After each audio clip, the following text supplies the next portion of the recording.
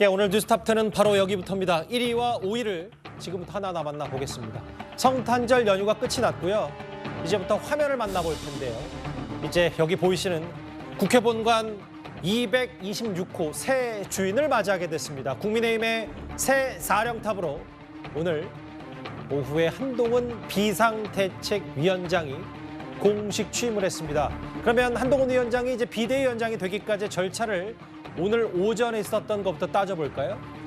오늘 오전에 당원 대표자 회의인 전국위원회를 화상으로 국민의힘이 개최했습니다. 임명안이 보시는 것처럼 96%, 찬성 627명, 반대 23명, 96% 지지로 오늘 한동훈 비대위원장 임명안이 전국위를 통과해서 화상회의를 통해서 오늘 오후에 지명이 됐습니다. 오늘 절차와 비대위원장실 국회 226호 새 호를 만나봤다면 사실 한동훈 위원장은 취임사를 혼자 쓰면서 연휴 기간 동안 메시지를 가다듬는 데 집중했던 것으로 알려졌습니다. 그러면 한동훈 장관이 그토록 얘기를 했던 5천만의 문법, 첫일성, 수락연설, 핵심 키워드는 저희가 꼽아본 거 이렇습니다. 혼자 쓴 취임사 어떤 게 담겼나? 일단 첫 번째 총선 불출마, 두 번째 불체포 특권 포기, 세 번째 운동권 청산 총선, 그리고 이재명 대표 민주당을 집중적으로 겨냥한 발언을 오늘 많이 했는데요. 저희가 크게 네 가지로 담아봤는데 먼저 첫 번째 키워드로 바로 가봐야 되겠습니다. 총선 불출마. 오늘 오후 3시였습니다. 한동훈 비대위원장이 여의도 당사 취임식에서 대략 수락 연설을 10분 정도 진행했는데요. 여기 키워드 있듯이 내년 총선 불출마 선언 어떻게 말하는지 바로 직접 들어보겠습니다.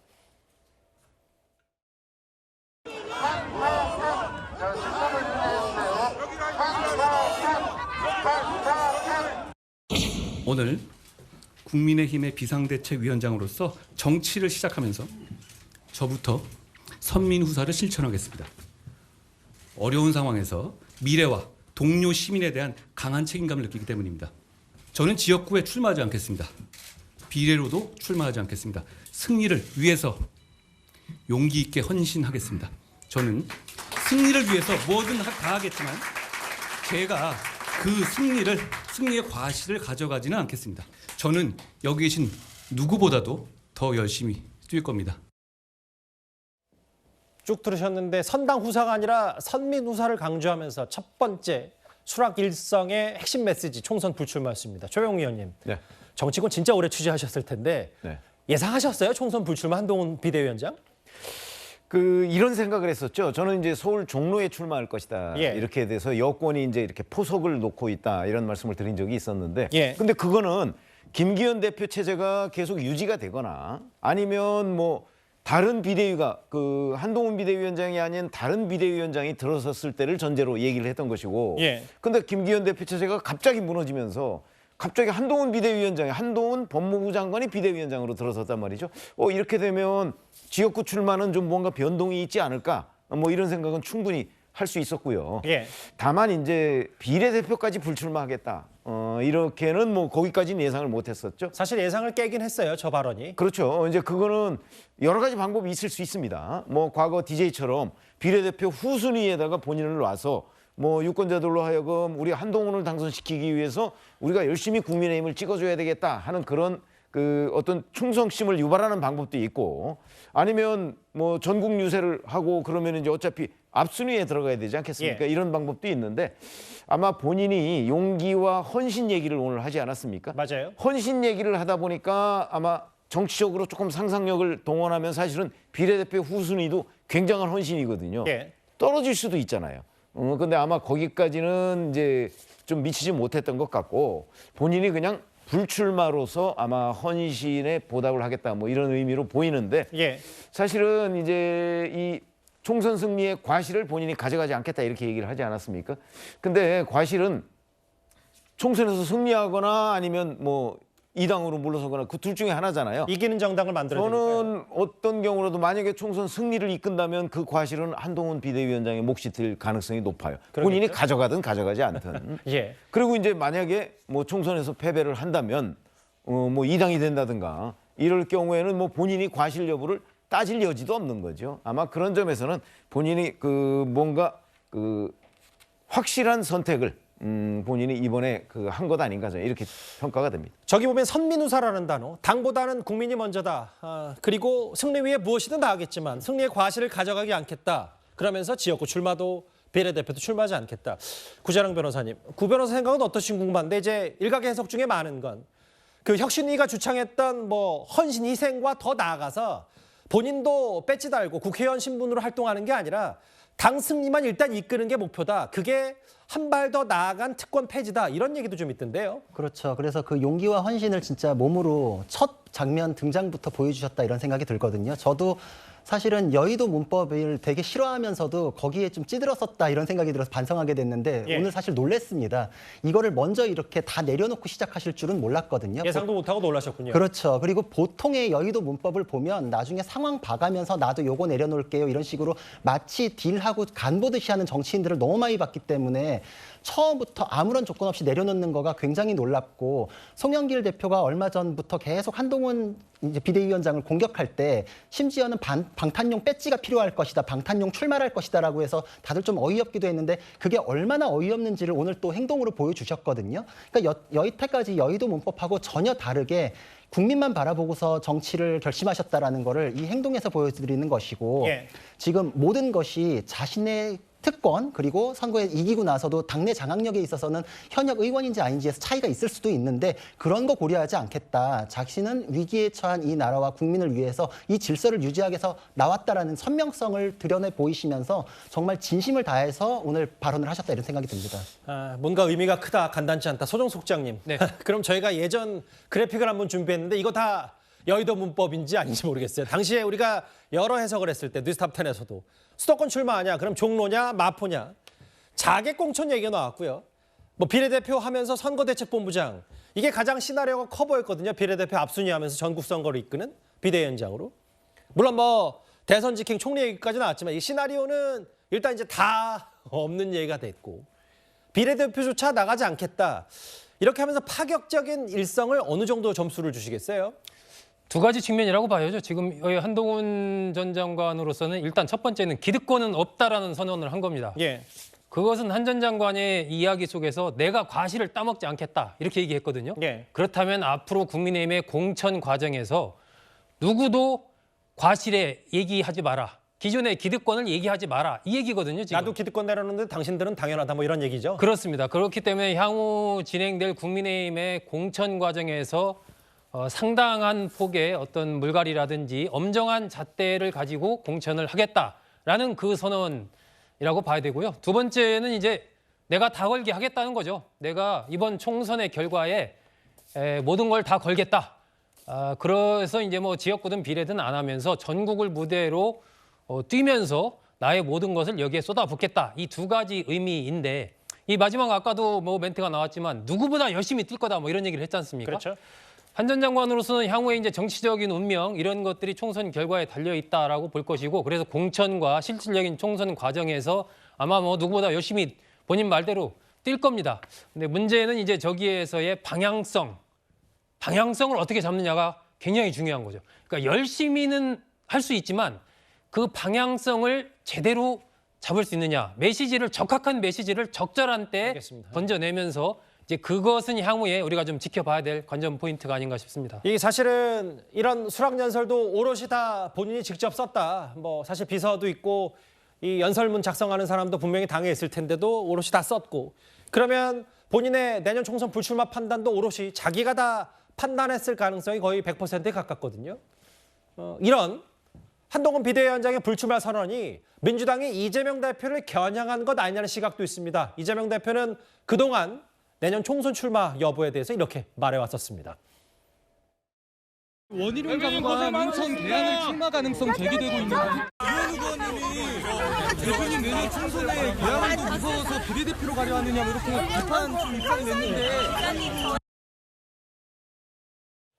사실 뭐 민주당 내에서 이재명 대표를 향해서 개항을 해 다시 출마할 거냐 혹은 개항을보다는 또 더 안전한 비례로 좀 계속해서 할 거냐라고 하는데 어떻게 보세요? 이제 한동훈 비대위원장의 불출마 그럼 진짜 또 이재명 대표가 또 비례를 출마하면 또 여러 논란이 있을 수 있어서 어떻게 판단하시겠습니까? 글쎄요, 저는 이제 뭐 앞에서는 좋은 말씀 많이 해주셨으니까 저는 좀 비판적 시각에서 좀 말씀을 드려야 될 것 같은데, 뭐 어찌 보면 저는 오늘 하나의 그 한동훈 이제 비대위원장이죠. 상당히 입에 잘 붙지는 않습니다. 한동훈 장관이 훨씬 더 입에 잘 붙는데, 어찌 보면 승부수를 던졌다고 봅니다. 이제 본인에게는 어떤 국회의원이라는 자리가 그렇게 중요한 자리가 아니다.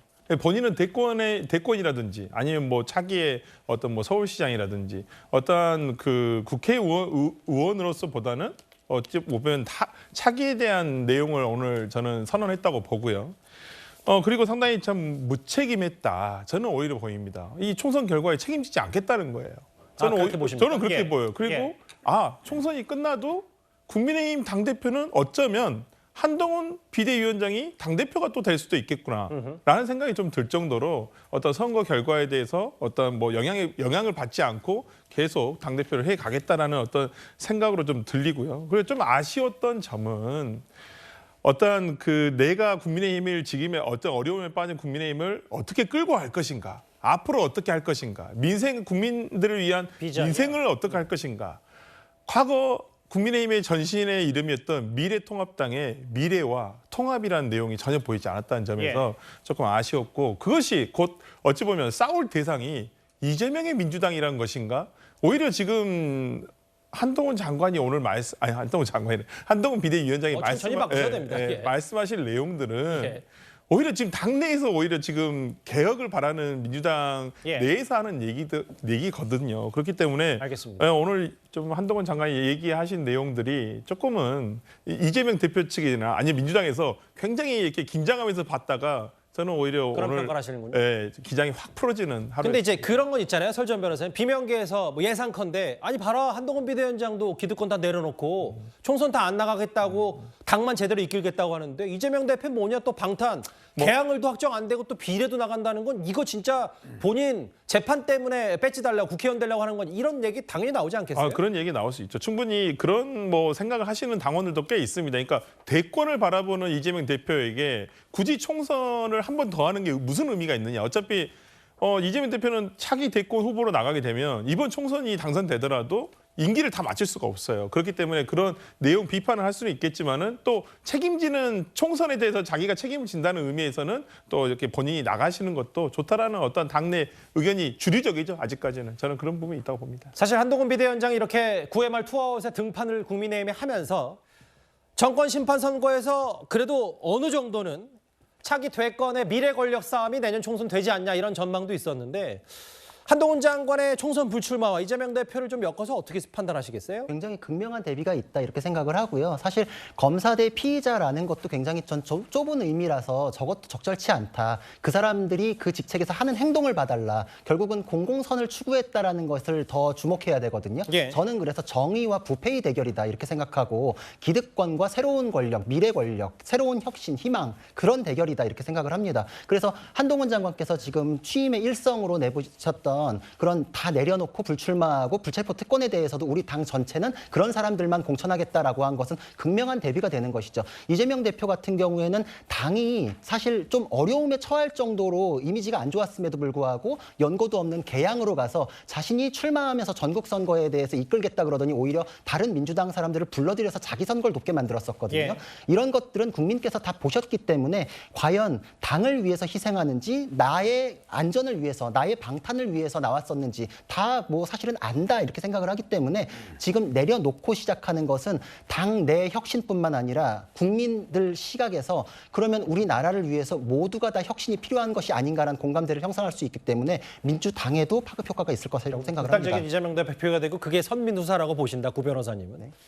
그 최병무 의원님 조금 과거의 비대위원장들 국민의힘의 수장들과 비교를 해보면 오늘 내년 총선 불출마 선언했던 한동훈 비대위원장인데 21대 총선 당시 이제 참패를 했지만 황교안 당시 비대위, 황교안 대표는 서울 종로구에 출마했고 19대 총선에서 박근혜 비대위는 지역구 불출마, 대구의 4선이었지만 비례대표 출마했다.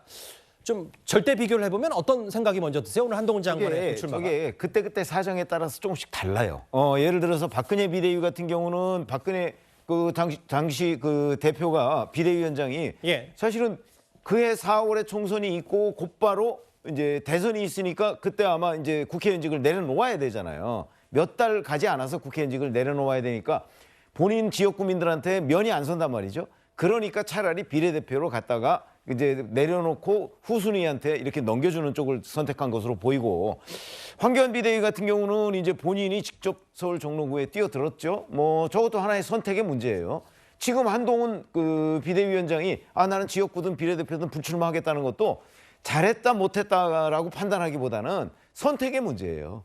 저는 오히려 뭐 저는 이제 여의도 문법에 익숙한 사람입니다만은 그런 문법의 관점에서 본다면 한동훈 비대위원장이라는 사람이 국민의힘에서 가지고 있는 정치적 위상이 대단히 크잖아요. 그렇죠. 현재.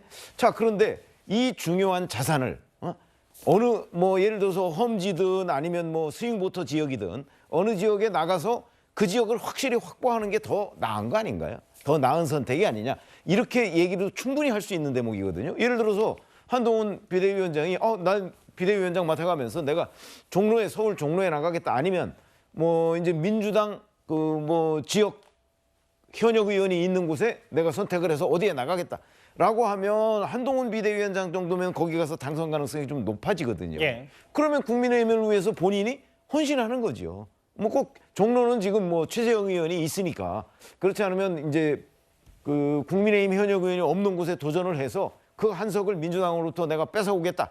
이렇게 얘기하면 그 또한 헌신으로 저는 평가받을 수 있다고 생각하기 때문에 예. 비대위원장이 뭐 지역에 나가느냐 비례대표에 나가느냐 이런 여러 가지는 각각의 그 케이스 바이 케이스로 다 다른 것이다. 그러니까 저는 객관적으로 보면 이 선택은 잘 됐고 저 선택은 잘못됐다. 이렇게 평가하기 어렵다고 봅니다. 알겠습니다. 이제 각기 다른 비대위 때 수장의 이제 총선 출마 여부가 있었고, 참 지금 돌이켜 보니까 저 장면을 보니까 한동훈 비대위원장이 여의도 국민의힘 당사에 있고 입장하는 것도 참 이색적입니다. 그동안 이제 국회 많이 갔었는데 이제 입당 절차를 지난주에 알려했고 저렇게 국민의힘의 상징인 빨간 스카프를 긴 스카프를 두르고 꽃다발도 받고 공식적인 자리에서 이제 수락 연설을 하는 모습까지 국민의힘 이제 당원 수장이 된 한동훈 비대위원장입니다. 잠시 숨 좀 더 골라봐야 될 것 같은 게요, 소정석 국장님. 네. 한동훈 장관이 작년 5월에 법무부 장관 취임했을 때 맸던 이른바 훈민정음 넥타이를 오늘 또 메고 나왔다. 다시 맸다. 뭐 본인의 이번에 수락 연설을 준비하는 단단한 뭐 의지가 좀 느껴진다고 봐야 되겠습니까? 오늘 아무래도 이제 선민후사라는 약간은 좀 낯선 용어를 썼지 않습니까? 그만큼 이제 아마 한동훈 비대위원장이 뭔가 좀 메시지를 조어 능력을 좀 보여준 측면인데, 지난번에 5천만의 국민의 언어를 사용하겠다 이런 얘기를 해서 또 주목을 받았는데, 이 선민후사, 백성, 국민을 강조하는 이러한 흐름들은 결국 이제 한동훈 비대위원장으로서는 정치에 대한 국민의 불신이 높은 상황에서, 그리고 특히 정치가 진영 정치가 극단 정치가 판을 치는 이런 상황에서 국민들의 어떤 마음, 나는 국민을 보고 가겠다, 뭐 그런 메시지를 좀 던지고 싶었던 것 아닌가.